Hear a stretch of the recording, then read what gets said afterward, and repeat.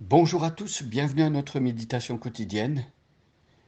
Nous sommes dans une nouvelle série de méditations, une série qui va nous amener jusqu'à la fête de Pâques et nous sommes dans le chapitre 12 de l'Évangile selon Jean, le quatrième évangile, évangile écrit par le disciple que Jésus aimait. Alors c'est une expression qu'on retrouve dans l'Évangile selon Jean, qui ne veut pas dire que Jésus aimait plus Jean qu'un autre, mais qui signifie que Jean discrètement parle de lui-même d'une manière un peu cachée, et il veut aussi signifier que, eh bien, il se savait aimé du Sauveur, aimé de Jésus-Christ. Alors, nous regardons les 14 premiers versets du chapitre 12 de l'Évangile selon Jean. Nous avons vu dans le verset 1 que nous sommes à 6 jours de la fête de Pâques, la grande fête qui commémore la sortie du peuple de Dieu du pays d'Égypte, de l'esclavage, le peuple qui va être libéré de son esclavage et qui va pouvoir accomplir les desseins de Dieu en s'installant en terre promise, le pays que Dieu avait promis à Abraham. Donc je vais commencer la lecture et aujourd'hui nous allons regarder le verset 3, mais avant je lis les 14 premiers versets. Euh, Nous allons prier avant la lecture. Nous demandons à Dieu de nous guider lorsque nous lisons la Bible pour que cette parole puisse s'imprégner dans notre vie et changer notre cœur. 6 jours avant la Pâque, Jésus arriva à Béthanie où était Lazare, qu'il avait ressuscité des morts. C'est le verset 1 et je vais prier maintenant. Seigneur, je t'en prie, bénis cette lecture, cette méditation, et applique ces paroles éternelles à nos vies, transforme-nous et donne-nous de pouvoir te connaître de mieux en mieux. Et j'ai prié au nom de Jésus. Amen. Donc 6 jours avant la Pâque, Jésus arriva à Béthanie où était Lazare, qu'il avait ressuscité des morts. Là, on lui fit un souper. Marthe servait et Lazare était un de ceux qui se trouvaient à table avec lui. Marie, ayant pris un livre d'un parfum de nard pur de grand prix, oignit les pieds de Jésus, et elle lui essuya les pieds avec ses cheveux, et la maison fut remplie de l'odeur du parfum. Un de ses disciples, Judas Iscariote, fils de Simon, celui qui devait le livrer, dit « Pourquoi n'a-t-on pas vendu ce parfum 300 deniers pour les donner aux pauvres ?» Il disait cela non qu'il se mit en peine des pauvres, mais parce qu'il était voleur et que tenant la bourse, il prenait ce qu'on y mettait. Mais Jésus dit, laisse-le garder ce parfum pour le jour de ma sépulture. Vous avez toujours les pauvres avec vous, mais vous ne m'avez pas toujours.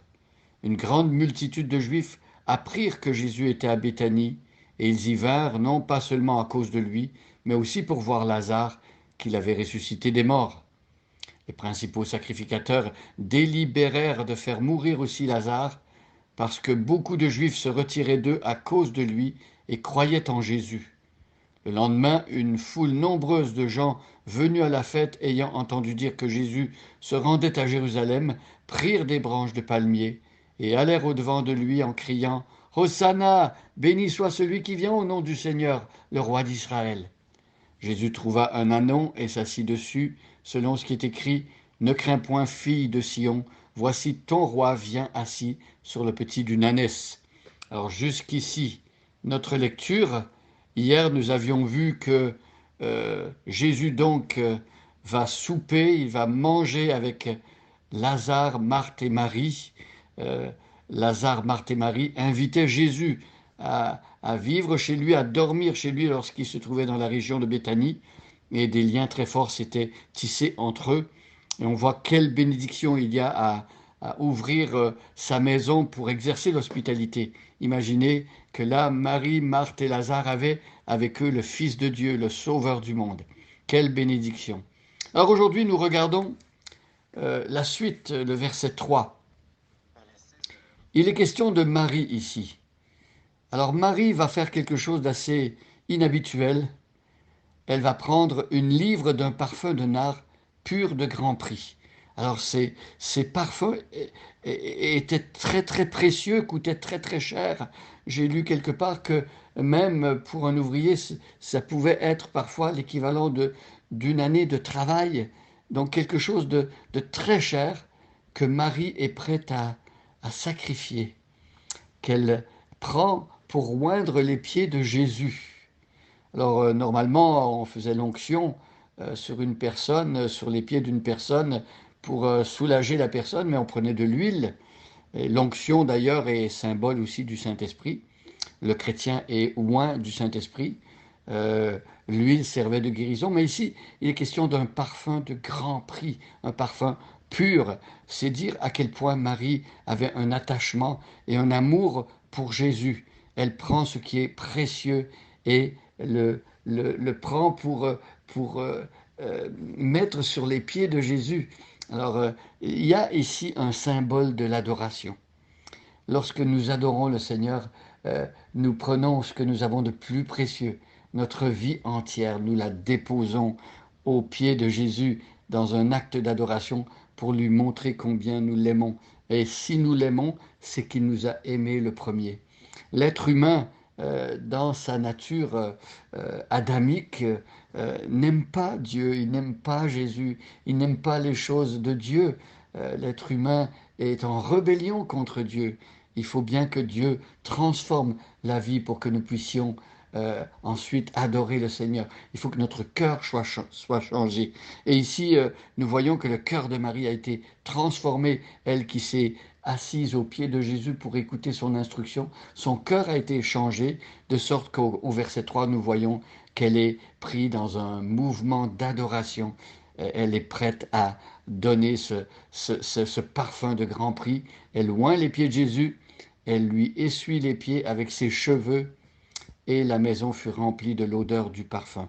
Quelle belle image! Notre adoration est une bonne odeur aux narines de Dieu. Dieu apprécie ses enfants qui viennent à ses pieds pour l'adorer avec tout ce qu'ils ont. Et si nous faisons cela, c'est que Jésus, lui, dans son amour, n'a rien retenu non plus. Il a tout donné. Il s'est donné. Et le sacrifice de Jésus est un sacrifice de bonne odeur aux yeux de Dieu. Et Dieu accepte ce que Jésus a fait à la croix. Et c'est ainsi que nous pouvons être sauvés. Alors, bonne journée à chacun et à chacune, et soyons aujourd'hui des adorateurs. Donnons-lui toute notre vie et recevons tous les bénéfices de sa rédemption, de son sacrifice à la croix. Soyez bénis aujourd'hui.